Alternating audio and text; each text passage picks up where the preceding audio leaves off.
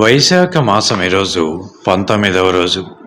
వైశాఖ పురాణమునందలి 19వ అధ్యాయం పిశాచత్వ విముక్తిని గురించి మనం తెలుసుకుందాం. వైశాఖ పురాణమునందు ఈ 19వ అధ్యాయం ధర్మం యొక్క శక్తిని చాటి చెప్పే ఒక ఆశాజనకమైనటువంటి కథ. ఒక ఋషి కుమారుడైన జలపాద దుష్ట రాక్షసుని సంహరించడం వల్ల ఋషి శాపముతో పిశాచిగా మారుతాడు. పిశాచి జీవితం చాలా బాధాకరంగా ఉంటుంది. ఒకరోజు సుధర్మ అనే ఋషిని కలుసుకున్న జలపాద తన కథను వివరిస్తాడు. సుధర్మ ఋషి జలపాదకు వైశాఖ వ్రతం ఆచరించమని సలహా ఇస్తాడు. 12 సంవత్సరముల పాటు కఠినమైనటువంటి నియమాలతో వ్రతాన్ని ఆచరించిన జలపాద వ్రత ఫలితంగా శాపము నుండి విముక్తి పొంది మరలా మానవుడిగా మారుతాడు. తన కష్టానికి ఫలితం దక్కిన జలపాద సుధర్మ ఋషికి కృతజ్ఞతలు తెలిపి తన జీవితాన్ని ధర్మానికి అంకితం చేస్తాడు. చాలామందికి ధర్మ మార్గంలో నడిచేలా ప్రేరణ కూడా ఇస్తాడు. ఈ అధ్యాయం ధర్మం ఎంతటి శక్తివంతమైనదో, ఎంతటి కష్టమైన పరిస్థితుల నుండి అయినా ధర్మం ద్వారా విముక్తి పొందవచ్చన్న సందేశాన్ని మనకు తెలియజేస్తుంది. ఇక అధ్యాయంలోని కథలోనికి గనక మనం వెళ్ళినట్లయితే, నారదుడు అంబరీష మహారాజుకు వైశాఖ మహాత్మ్యమును ఇంకనూ వివరించుచున్నాడు. శృతకీర్తి శృతదేవునికి నమస్కరించి ఇంకను వైశాఖ మాస వ్రత మహిమను దయవుంచి వివరింపగోరుచున్నానని ప్రార్థించను. శృతదేవుడు ఈ విధముగా పలికెను: ఓ రాజా, జన్మ జన్మల పుణ్యము ఉన్నప్పుడే భగవంతుడకు శ్రీహరి మహిమను వ్రతముల గొప్పదనమును తెలుసుకొనవలెనను బుద్ధి కలుగును. ఇట్టి ఆసక్తి గల నీవు ఎంతో భాగ్యశాలివి. మరెన్నో శుభలాభములు నీకు మున్ముందు కాలమున ఉండుట చేతనే నీకు ఇట్టి కోరిక కలుగుచున్నది. ఇట్టి నీకు గాక మరెవరికి చెప్పుదును, సావధానముగా వినుము అంటూ ఈ విధముగా తెలిపెను. వైశాఖమున సూర్యుడు మేషరాశి యందుండగా ప్రాతకాల స్నానమును ఆచరించి శ్రీహరిని పూజించి శ్రీహరి కథను విని యథాశక్తి దానములను చేసిన వారు శ్రీహరి లోకమునకు తప్పక చేరుదురు. వైశాఖ పురాణమును చెప్పుచుండగా దానిని శ్రద్ధగా వినక మరి ఒక దానిపై ఆసక్తి కలిగిన మూఢుడు అజ్ఞాని రౌరవము అను నరకమును పొంది పిశాచమై ఉండును. అందులకు ఉదాహరణముగా ఒక కథను తెలిపెదను, వినుము. ఈ కథ పాపములను నశింపజేసి పవిత్రతను కలిగించి ధర్మాశక్తిని పుణ్యమును కలిగించును. ఇది మిక్కిలి ప్రశస్తమైనటువంటి కథ కావున సావధానముగా వినుము అంటూ పలికెను. పూర్వము గోదావరి తీరమున బ్రహ్మేశ్వరము అను పుణ్యక్షేత్రము కలదు. అచడు దుర్వాస మహాముని శిష్యులు సత్యనిష్ఠుడు తపోనిష్ఠుడు అనువారు జీవించుచుండిరి. వారిద్దరను మహాజ్ఞానులు, సర్వసంగ పరిత్యాగులు, ఉపనిషత్తులను బాగా చదివినవారు, అందలి భావమును కూడా గ్రహించినవారు. వారు భిక్షాన్నమును మాత్రమే భుజింతురు, మిక్కిలి పుణ్యశాలురు కూడా. వారు అచట భృగుశ్రవణమున తీర్థమున ఉండిరి. వారు ఇద్దరిలో సత్యనిష్ఠుడు శ్రీహరి కథలయందు ఆసక్తి కలవాడు. అయితే ఆ కథలను చెప్పువారు లేకున్నచో తానే శ్రీకథలను వివరించును. శ్రీహరి కథలను ఎవరైనా చెప్పుచో శ్రద్ధగా వినును. వీరెవరనూ లేనిచో విష్ణు కథలను తలచుకొనుచు శ్రీహరికి ప్రీతిని కలిగించు పనులను చేయుచుండను. శ్రీహరి కథలను చెప్పువారున్నచో రాత్రింబగళ్ళు తన పనులన్నీ మానివేసి వినుచుండును. అట్లే వినేవారున్నచో తాను రాత్రింబగళ్ళు శ్రీ మహావిష్ణువు కథలను వారికి వివరించుచుండును.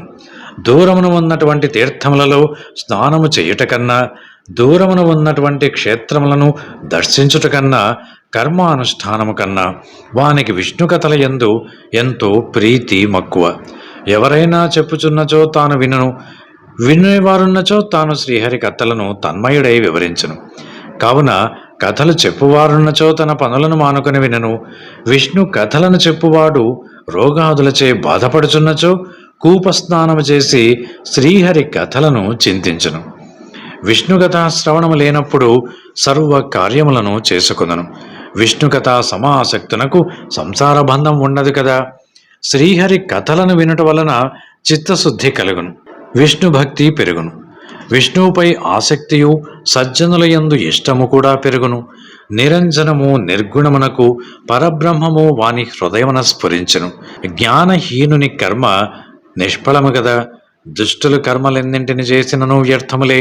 గ్రుడ్డివానికి అద్దమును చూపిన ప్రయోజనం ఏమి ఉండును చెప్పు. కావున చిత్తశుద్ధిని సాధింపవలయను. చిత్తశుద్ధి వలన శ్రీహరి కథాశక్తి కూడా కలుగును. అందువలన జ్ఞానము కలుగును. అట్టి జ్ఞానము వలన ధ్యానము ఫలించును. కావున పెక్కుమార్లు విష్ణు కథా శ్రవణము, ధ్యానము, మననము ఎంతో ఆవశ్యకములు. శ్రీహరి కథలు సజ్జనులు లేని చోటు గంగా తీరమైనను విడవదగినది. తులసీవనము శ్రీహరి ఆలయము. విష్ణు కథ లేని చోట మరణించిన వాడు తామసము నరకమును పొందును.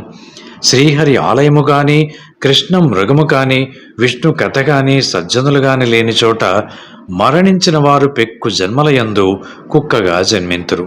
సత్యనిష్ఠుడు ఈ విధముగా ఆలోచించి విష్ణు కథ శ్రవణము, ప్రసంగము, మననము, స్మృతి మున్నగునవి ముఖ్యమని తలచెను. ఇంకొకడు తపోనిష్ఠుడు. వీనికి పూజాది పాదముల కర్మలనైనా ఎంతో ఇష్టము. వానిని ఎప్పుడునూ మానక పట్టుదలతో చేయుచుండను. శ్రీహరి కథలను వినడు, చెప్పడు. ఎవరైనా చెప్పుచున్నతో తీర్థస్నానమునకు వెళ్ళను. తీర్థస్నాన సమయమున శ్రీహరి కథా ప్రసంగము వచ్చినచో తన పూజాది కర్మాలాపమును పాడుగునని దూరముగా వెళ్ళిపోవును. అతనిని అనుసరించి ఉండువారను స్నానాది కర్మలను ఆచరించి తమ ఇంటి పనులను చేసుకొనటో అందిష్టము గలవారై ఉందురు. ఇట్లెంతకాలము గడిచినను తపోనిష్ఠుడు కర్మానుష్ఠానము తప్ప శ్రీహరి కథాశ్రవణము కాని, చింతనము కాని, స్మృతి మున్నగు వానిని చెయ్యడం లేదు. ఇట్టి అహంకారి కొంతకాలమునకు మరణించను. శ్రీహరి కథాశ్రవణము మున్నగునవి లేకపోవటచే పిశాచమై చిన్న కర్ణుడు అనే పేరు ఉండెను. జమ్మి చెట్టునందు నివసించుచుండెను. బలవంతుడైనను నిరాధారుడు, నిరాశ్రయుడు, ఎండిన పెదవులు నోరు కలవాడై ఉండెను. ఇట్లు బాధపడుచు కొన్ని వేల సంవత్సరముల కాలం ఉండెను. వాని సమీపమునకు వచ్చువారు లేక మిక్కిలి బాధపడుచుండెను. ఆకలి దప్పిక కలిగి అవి తీరే ఉపాయము లేక మిక్కిలి బాధపడుచుండెను. వాని శరీరమునకు జలబిందువులు అగ్నిగను, జలము ప్రళయాగ్ని వలె, ఫలపుష్పాదులు విషముగను ఉండెను. ఈ విధముగా కర్మ పరాయణుడుకు తపోనిష్ఠుడు పలు విధములుగా బాధలను పడెను. నిర్జనమైన ఆ అడవి యందతడు మిక్కిలి బాధపడుచుండగా ఒకనాడు సత్యనిష్ఠుడు పనిపై ఆ పురమునకు వెళ్ళుచు ప్రాంతమునకు వచ్చెను. అతడు పెక్కు బాధలను అనుభవించుచున్న చిన్న కర్ణుని చూచెను. దుఃఖించుచు శరణాగతుడైన వానికి భయపడుకొనని ధైర్యము చెప్పి వాని బాధకు కారణమును అడిగెను. అతడును, నేను కర్మనిష్ఠుడైన వాడను, దుర్వాస మహాముని శిష్యుడను, కర్మపరతంత్రుడనై శ్రీహరి కథా శ్రవణాదులను చెయ్యని వాడను.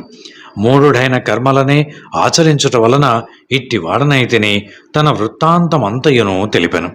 అదృష్టవశమున మీ దర్శనమైనది, నన్ను మీరే రక్షింపవలయనంటూ పలు పలు విధముల ప్రార్థించను.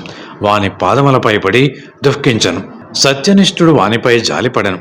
తాను 2 గడియల కాలము వైశాఖ పురాణ శ్రవణము చేసిన ఫలమును వానికి సవివరముగా తెలిపెను. ధారపోసెను కూడా. ఆ మహిమ వలన కర్మనిష్ఠుని పాపములన్నీ తొలగిపోయెను. వాని పిశాచ రూపము పోయి దివ్య దేహము కలిగెను.